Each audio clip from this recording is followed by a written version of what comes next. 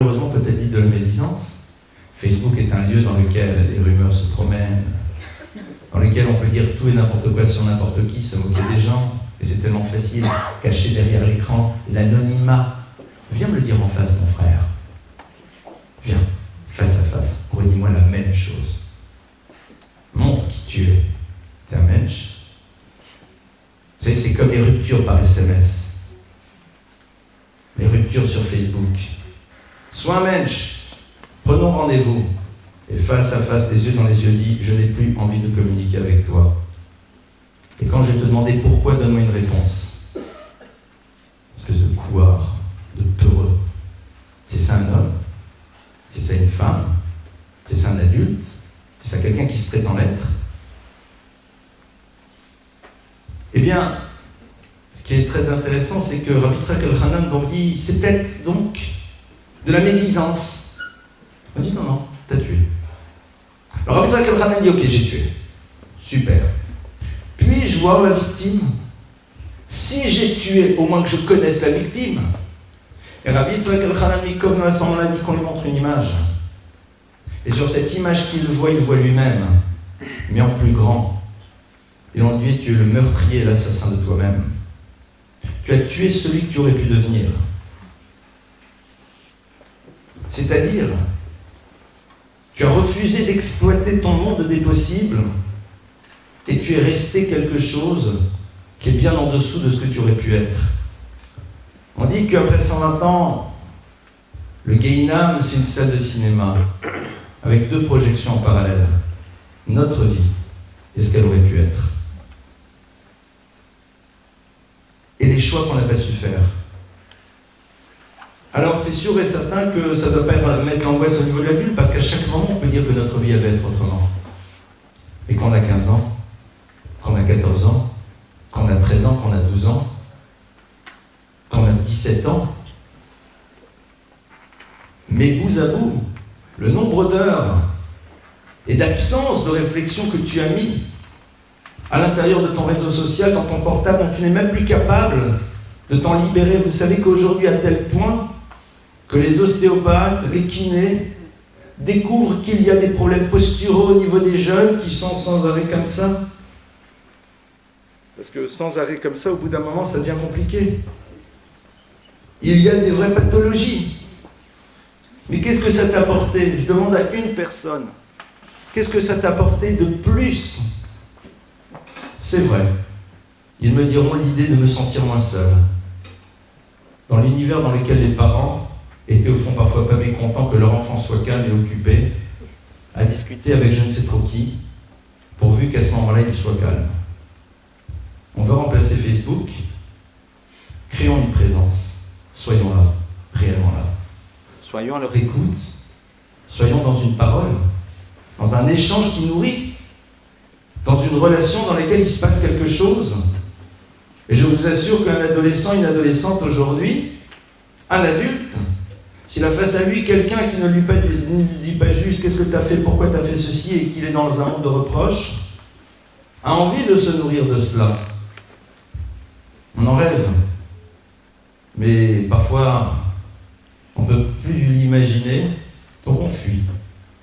On fuit dans d'autres univers, avec après les problématiques addictives. Et là, il y a des garçons et des filles, j'ai envie de leur faire un test. Est-ce que vous seriez prêts, pendant une semaine entière, à fermer votre portable, pas donner le code, Chas Shalom, et le donner à vos parents ou à votre directeur pendant une semaine, 15 jours, vous en passez. Faites l'expérience. We will survive. On peut survivre. Faites le test. Prouvons-nous à nous-mêmes qu'on est capable. Je reviens d'un voyage, j'étais au Canada. Et la petite boîte, alors que normalement j'ai l'option monde, quand je suis arrivé là-bas jeudi, j'avais pas de réseau, c'est-à-dire pour des raisons que j'ignore, ça passait pas.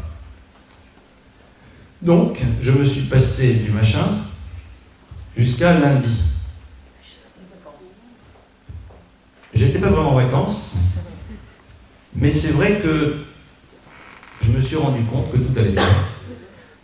Et que si vraiment des personnes avaient besoin de me contacter, eh ben, elle pourrait supporter que je ne les rappelle pas en temps et en heure, et qu'au fond, tout va bien. Faites l'expérience. Mais c'est pas juste. Faites-la. Concrètement, tarles. Désactivez le compte. 15 jours. Et recréez un lien autre. À la pizzeria, si vous voulez, ça coûte un peu plus cher, c'est vrai que l'abonnement. Soit. On sponsorisera si vous voulez. Enfin, prenez des margaritas parce qu'après ça va vous faire trop cher. Pourquoi pas? Retrouvez-vous dans des projets. Qu'est-ce qu'on fait ensemble? On s'appelle au téléphone. L'occasion ne fait pas le larron. Si j'ai vraiment envie de connecter l'autre, alors je l'appelle. Et regardez, la plupart du temps, on n'aurait jamais appelé quelqu'un pour lui dire ce qu'on lui dit sur Facebook. 95% de ce que vous dites sur Facebook n'aurait pas mérité que je prenne mon téléphone et appeler l'autre. Ah, tu sais, je voulais te dire que c'était super, que je suis rentré. Je dis, ouais, d'accord, et donc? Ah, ben oui, non, voilà, je voulais te le dire. Pourquoi? Ah, ben, voilà. Ah, je voulais te le dire. Ouais, et après? Ben, je l'ai dit. Ah, super. Next. Ben, je l'ai dit. Je parle même pas maintenant dans l'univers de la Kabbalah dans lequel on dit que toutes ces énergies, ces paroles qui parlent pour rien, sont autant d'énergie qu'on ne pourra plus utiliser pour construire. Et ça, c'est vrai, nous sommes dans la réalité d'Internet. Elle est là. Je vous dire, c'est incroyable. Ce matin, je vais dans une administration, je dois faire renouveler mon passeport, et j'arrive, j'ai déjà mon programme, j'ai de quoi étudier, d'attendre mes 2 heures réglementaires. Et on me dit, ah non, hein, il faut un rendez-vous. Et à ce moment-là, j'ai une dame âgée qui arrive derrière, et on lui dit la même chose. Et elle a dit, mais j'ai pas Internet. Ils étaient bien embêtés. Concrètement, c'est une réalité, elle est là, elle est incontournable. La question est de savoir qu'est-ce qu'on en fait. La question est de savoir est-ce qu'on voit ça comme étant un outil ou pas. Oui, malheureusement, aujourd'hui, on n'a pas le choix de s'en passer, même dans l'univers scolaire. Mais regardez, vous savez, aujourd'hui, je vous racontais une histoire dans une école, et l'histoire est vraie, d'un prof de français qui prépare les enfants au bac français. Et moi, à un moment, pour des raisons X, Y, Z, je vois des commentaires qui ont été sur des textes. Il se trouve que le français fait partie des matières que j'ai bien aimées à l'école. Donc je regarde un petit peu aujourd'hui qu'est-ce qu'on fait comme commentaires sur les textes. Il y a un moment, je me dis, allô papa, Tango Charlie, il y a un problème. Il y a un problème, c'est que d'abord il y a quelques petites fautes d'orthographe, et puis le commentaire c'est pas... Non. Et puis après, qu'est-ce que je fais? J'étais un peu curieux. Je tape le texte sur un moteur de recherche et je vois le commentaire du prof. Enfin, c'est pas le commentaire du prof. Le commentaire que fait un élève qui a été repris par le prof qui l'a photocopié pour le donner aux élèves. C'est ça la réalité aujourd'hui. Donc pour vous dire en plus quelles sont les difficultés. Voilà où on en arrive. Donc c'est un outil, mais même cet outil, comment on le gère, comment on l'utilise, de quelle manière? On revient encore quelques instants sur Facebook avant de passer aux questions. Donc on a ici un autre enjeu maintenant. L'autre enjeu, c'est l'univers de ce que j'appellerais des relations d'amitié. On a vu tout à l'heure que... Celui-là, il est mieux? Alors, il est mieux, oui, parce que au moins celui-là, il marchait parfois, celui-là, non. Celui-là, il marche pas du tout. Hein? Non. Hein? C'est l'autre. Et là, non.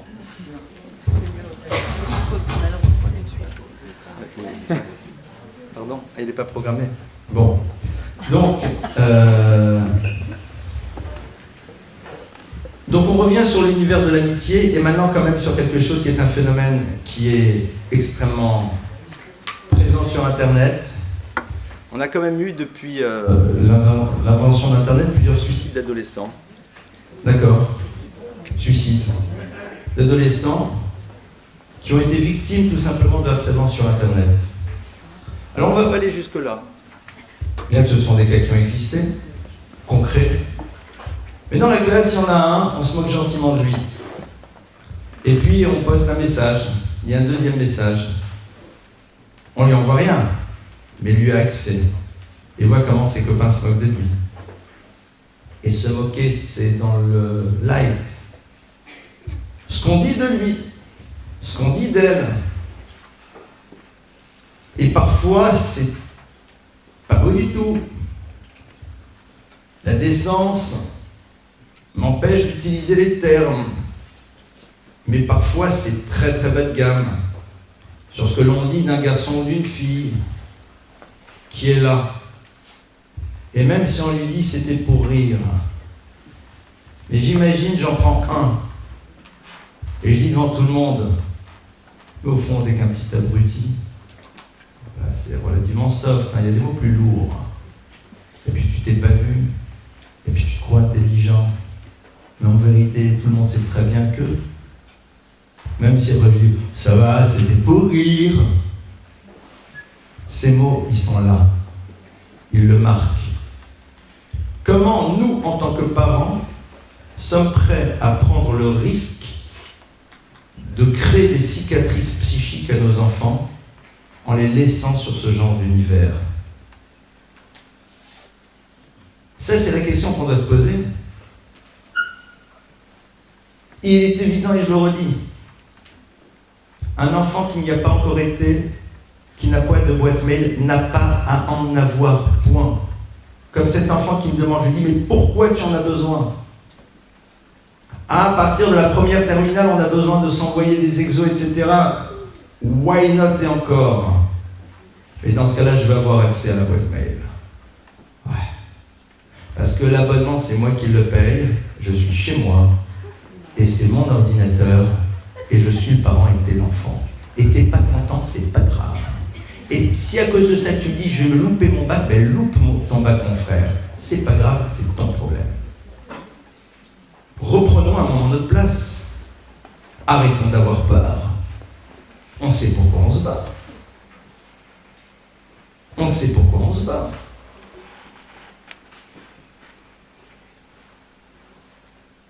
En arrivant ici à Lyon, je ne rentrerai pas dans les détails, mais en arrivant là, on m'appelait pour gérer une problématique extrêmement lourde, puisque là, on est déjà en garde à vue. Là, tout à l'heure, il y a 2 heures de cela. L'équipe que je dirige, on a commencé à mettre en place ce qu'il faut pour gérer le problème, et c'était sur Facebook.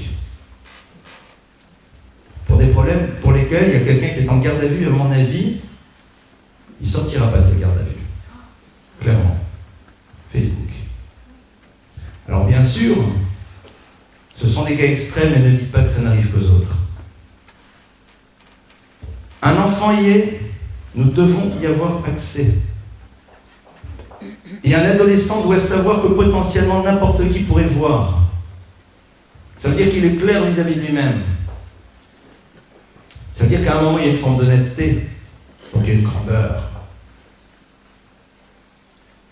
C'est ça l'enjeu. C'est pas simple de devenir grand. C'est pas simple de devenir adulte. C'est pas simple à un moment de se dire ça y est, je passe dans la classe supérieure.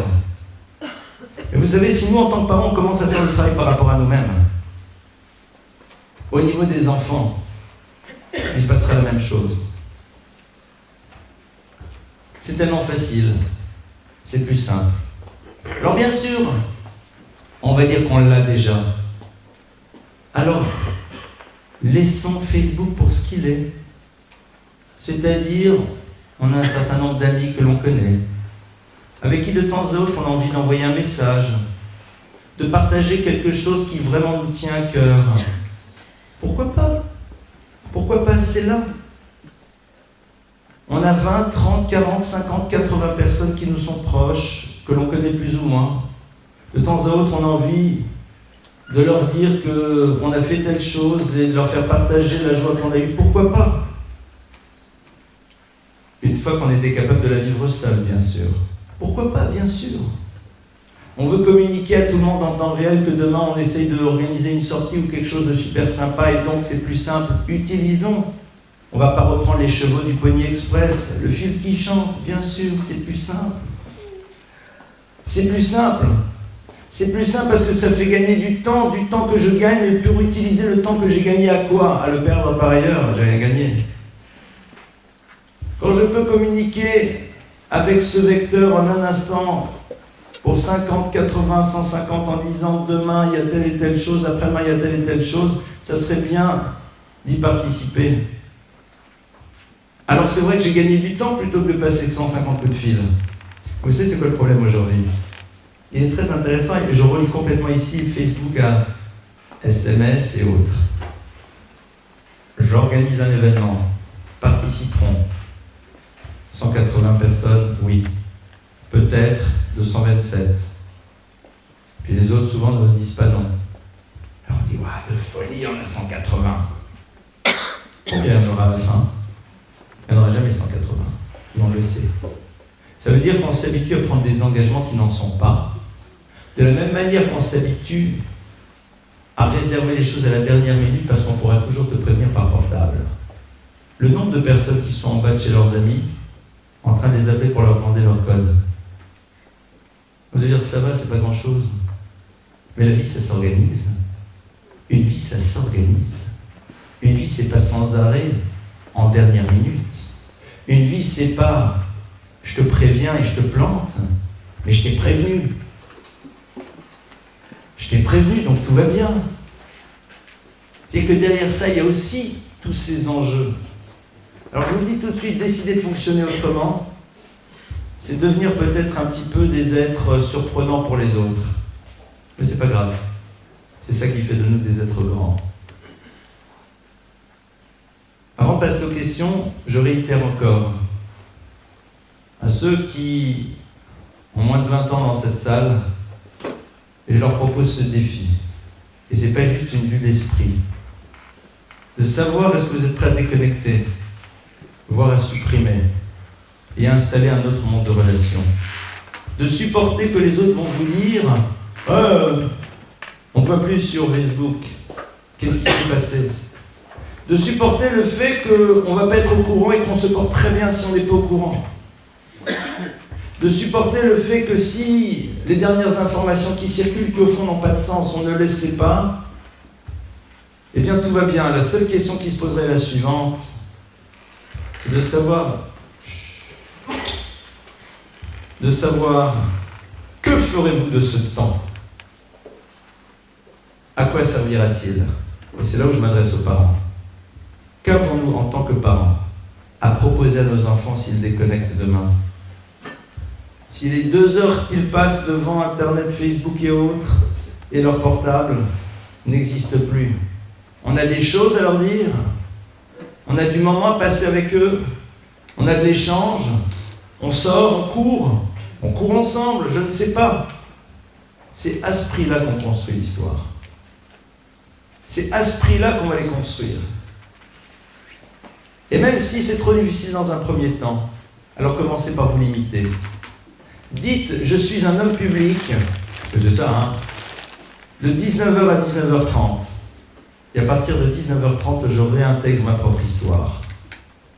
Je me retrouve avec moi-même, et quelque part, je commence à me construire. Et vous ne pouvez pas vous imaginer le bonheur que ça construit, qu'on a pris l'habitude. Ces moments dans lesquels on est seul, dans lesquels on réfléchit, dans lesquels on lit, dans lesquels on agit, dans lesquels on prend rendez-vous avec un ami pour bavarder tranquillement ensemble et se poser dans une chambre plutôt que d'être comme 2 imbéciles autour d'un petit objet et en train de taper dessus. Pardonnez-moi de le dire comme ça. Qu'est-ce qui s'est passé? On est ensemble, tous les deux en train de taper. Regardez aujourd'hui, quand les gens sont ensemble à l'extérieur, tout le monde est en train de taper comme ça. Et bonheur chez le lame. Alors on ne se rencontrera plus jamais. Et on est là et on partage, et je te partage, et je te partage, et je t'envoie la vidéo de machin, et t'as vu le buzz, t'as vu le truc, et t'as vu l'autre, et t'as vu le machin. Mais si, attendez, vous savez combien il y a de vidéos sympathiques à voir sur Internet? Mais c'est par dizaines de millions, je ne parle pas des vidéos borderline. D'accord? Celles que j'appellerais pudiquement le monde des animaux. D'accord? Dans l'univers de la reproduction. Non, je ne parle pas de ça. Je parle de toutes les autres vidéos.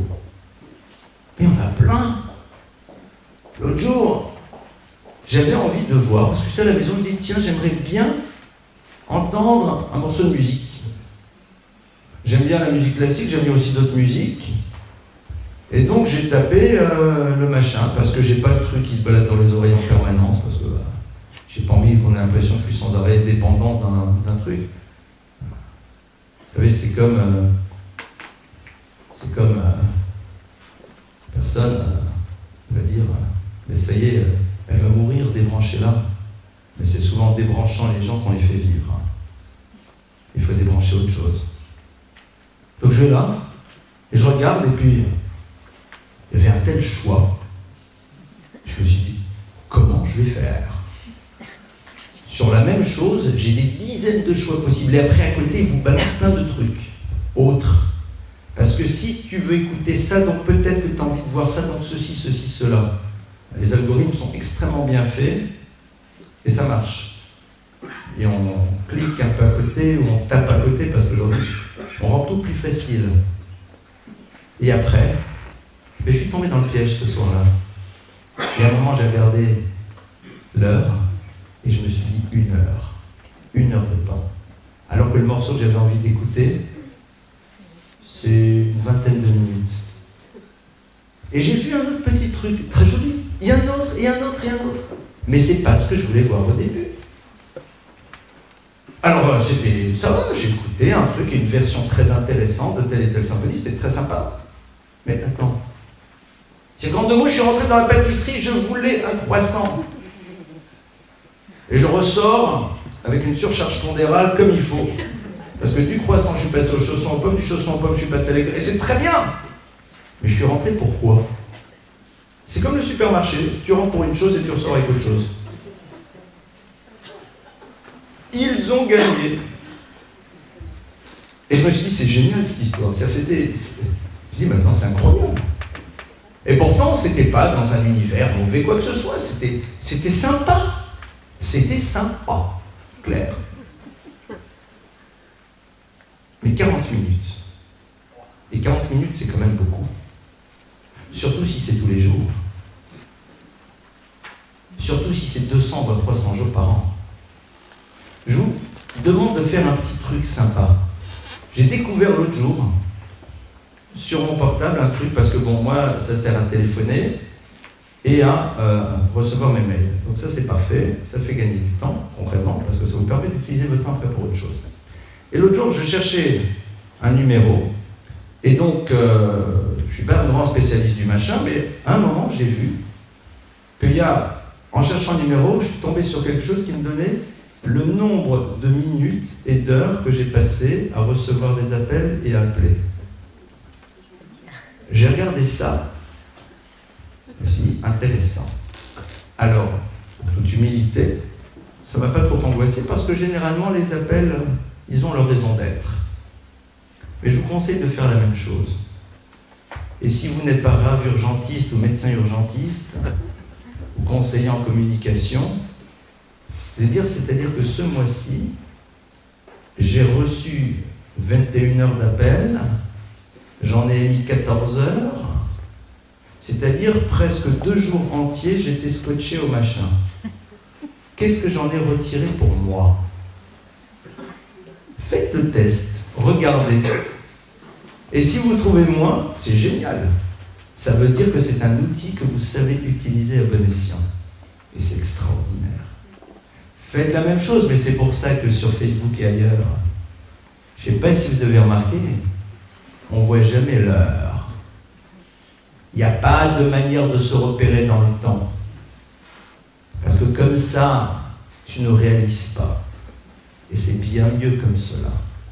Mettez le sablier devant et vous allez voir qu'à un moment, on va dire, c'est tout ce temps-là que j'ai passé.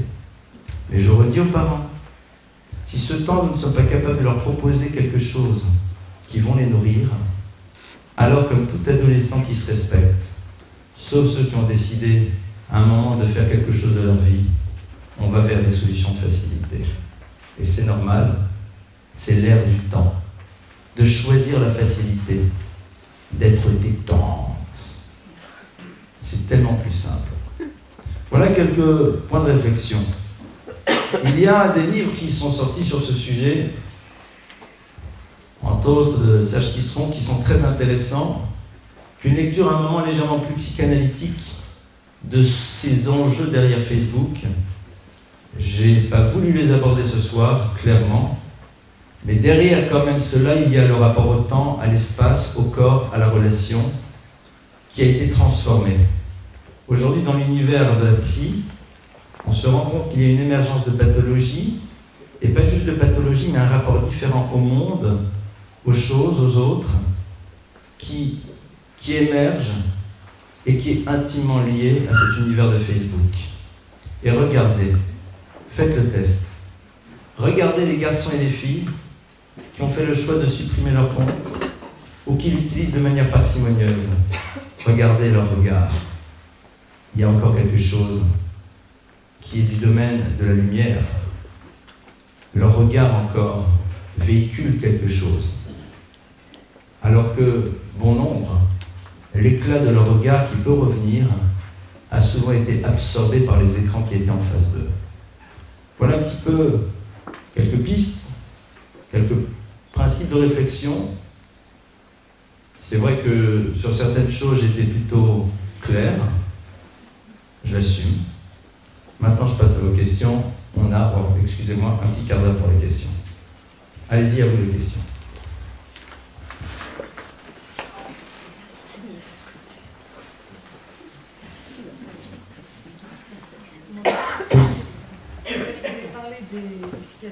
Psychiques que les parents qui laissent leurs enfants devant Facebook peuvent faire sur leurs enfants. Oui. Mais moi, je pense qu'aujourd'hui, dans l'ère dans laquelle on vit, on devrait plutôt parler des cicatrices que les gosses ont à cause du regard des autres, du poids de la société, de l'école, des grands-parents et de tout le reste, qui leur fait penser qu'ils sont des arriérés parce qu'ils n'ont pas accès justement à ces moyens de communication. Ah oui, ça je sais, bien sûr. Mais ça le problème aujourd'hui, c'est qu'on est dans un monde d'adultes qui est parfois, pardonnez-moi, pitoyable. C'est pitoyable. C'est-à-dire, on dit à un enfant, mais arrête, t'as rien compris, kiffe la vie, t'es ringard, t'as rien compris. Mais au fond, l'analyse première, si c'est la famille qui fait ça, si c'est les parents ou les grands-parents qui font ça, c'est une manière de vouloir reprendre le contrôle de leurs propres enfants. Ils n'acceptent pas que leurs enfants, c'est-à-dire les parents de ces petits-enfants, sont des êtres adultes qui à un moment ont fait leur choix. Donc c'est un problème dans la relation. Malheureusement, il y a des grands-parents qui parfois considèrent que leurs enfants leur appartiennent et que donc même si ces enfants eux-mêmes sont devenus parents, ils se donnent la liberté, sans avoir même l'élégance d'en parler aux parents, de parler aux petits-enfants. Pardonnez-moi, ça fait beaucoup de peine, parce que si on est à l'âge du grand-parent, on n'a pas déjà cette décence de se dire « mes enfants ont leurs enfants, et si je veux leur dire quelque chose, je dois le dire aux parents », c'est qu'il y a un problème. Ça ne veut pas dire pour autant que ces grands-parents sont pas par ailleurs des gens très sympathiques, très gentils, mais là-dessus, il y a des difficultés. Donc ça, c'est au niveau de la famille, et bien sûr, c'est au niveau du groupe. Mais vous savez, on l'a tous vécu, hein. Arrête de faire ton religieux. Et là, je me la fais dans le soft. Quoi, t'as jamais encore embrassé? Ah, t'es tombé une guillaume? Je vous le fais pas trop en fort parce qu'on est tout public, mais vous voyez ce que je veux dire, quoi. Ouais. Être capable d'être fier de ce que l'on fait, des choix que l'on a fait. C'est sûr et certain que le groupe a ce problème. Ce qu'il faut, c'est en tant que parent comprendre la souffrance d'un enfant qui n'est peut-être pas toujours équipé pour résister à ça. Et en parler. Et faire preuve de compassion. Parce qu'il y a des enfants qui sont ce que j'appellerais des enfants Burberrys. Les enfants Burberrys, c'est des enfants ça coule. Les autres te disent « ouais, t'es nul, ouais, ils sont... ça les dérange pas. Les adultes Burberrys aussi. Et puis il y a des enfants qui sont pas Burberrys, ils sont adorables. Ce sont généralement des enfants qui ont une vraie sensibilité, beaucoup de qualité. Mais ça leur est difficile à un moment parce que vous ne connaissez pas la cruauté des autres. La cruauté. Parce qu'il y a parfois une dimension cruelle, des mots durs, violents, pas gentils.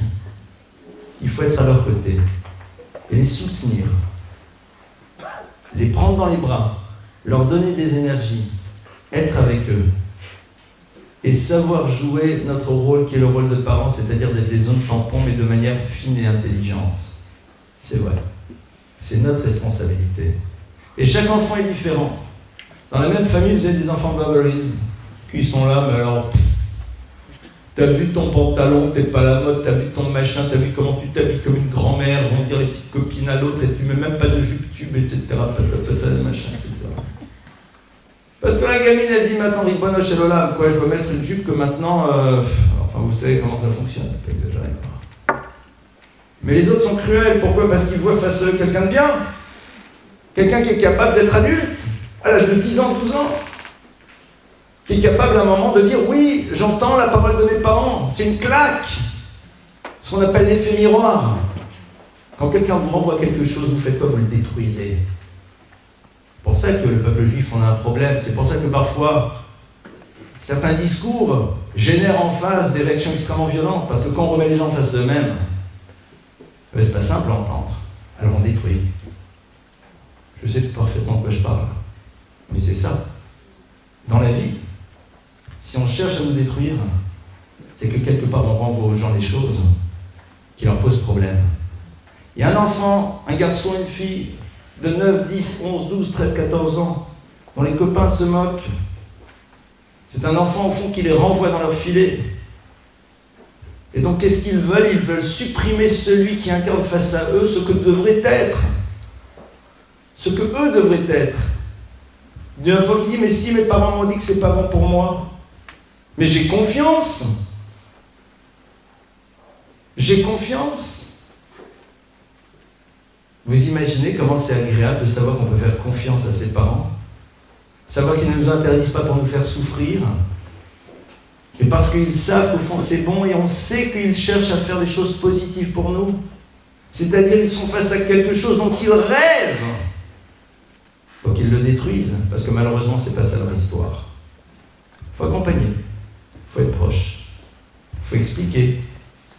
De temps à autre, il faut lâcher un peu de lest. Un de nos enfants, un jour, rêvait de basket, Nike, Adidas, que sais-je. On s'est rendu compte qu'il en parlait vraiment. Alors un jour, on lui a dit, avec mon épouse, dis-moi, est-ce que ça te ferait vraiment plaisir quand on achète? Il m'a dit, oui.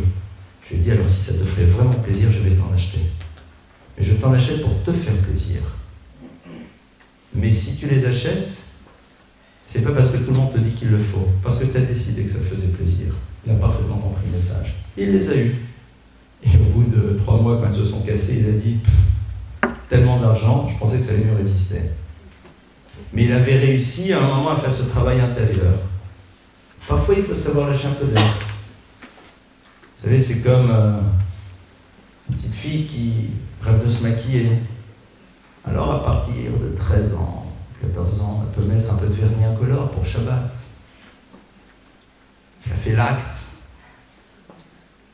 Ça, voilà. Elle est rentrée un petit peu. Si on transforme, on mettra peut-être une boucle d'oreille maintenant, ou autre chose, c'est-à-dire, voilà. Ah, mais non, mais c'est pas l'âge, c'est pas le moment. Il faut avoir le sens du timing dans la vie. Il y a un temps pour tout. Les gens qui sont construits sont les gens qui ont su respecter les étapes, qui ont su être ce qu'ils devaient être au bon moment. La Kolzman va dire le roi Salomon, il y a un temps pour tout. Donc voilà. Et si c'est au niveau de la famille, leur expliquer. Leur dire, écoute, pour eux, ils pensent que, parce qu'ils croient que, ils ne savent pas, ils ne réalisent pas. Ne jamais avoir une vision négative, mais expliquer que parfois les gens ne prennent pas la mesure. Parce que parfois, vous savez, il y a des grands-parents qui rêveraient que leurs petits-enfants soient ce qu'ils ont rêvé que leurs enfants soient et que leurs enfants ont décidé de ne pas être. Donc, au fond, il y a eu des enfants qui se sont construits puisqu'ils ont décidé d'être ce qu'ils devaient être et non parce que les parents voulaient. Donc, ils essayent de refaire la même chose sur les petits-enfants. Ils cherchent à récupérer leurs blessures narcissiques. Il faut expliquer ça, il faut dire. Tu sais, pour eux, c'est difficile, ils pensent que la vie, c'est ça. pour les raisons qui leur appartiennent. Et on n'a pas à les juger, ils ont leur histoire. Mais nous, on sait que c'est pas comme ça. Il faut mettre en mots. Il faut dire les choses. Ne pas avoir peur de verbaliser. Autre question? Oui. Moi, ce que je me suis rendu compte, c'est que jusqu'à 10 ans, 11 ans, tous les intéressent, on peut se poser avec eux. Et puis, s'il se passe un truc bizarre en un an, c'est ce que je me suis rendu compte avec mes enfants, plus rien ne les intéresse. Les jeux de société, c'est pour les gamins. Et puis, on se sent un peu paumé parce que même si on veut passer du temps avec eux, on a l'impression de ne pas les intéresser. Alors, effectivement, elles ne sont pas encore dans ce monde d'Internet. Mais justement, on a l'impression d'avoir un vide qu'on ne sait pas remplir. Alors, vous savez ce que je proposerais? Je ne vais pas le faire maintenant.